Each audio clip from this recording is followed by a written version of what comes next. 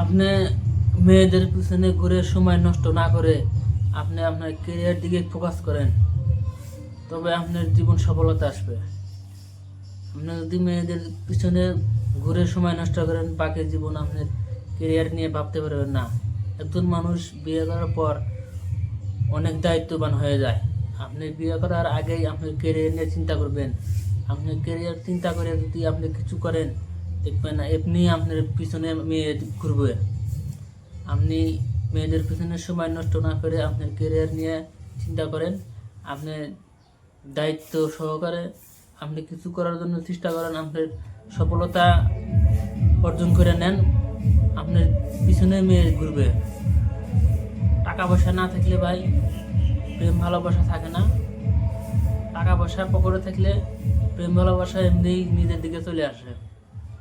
তাই আপনি সময় নষ্ট না করে, এখনো সময় আছে, আপনি নিজের কেরিয়ার দিকে ফোকাস করে কেরিয়ারটাকে তৈরি করুন, কেরিয়ারটাকে ভালো করুন।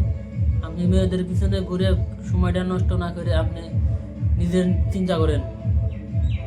কারণ হচ্ছে যে ভাই, আজকালকার জামানায় টাকা পয়সা না থাকলে নিজের কোনো দাম নাই, নিজের কোনো মূল্য নাই।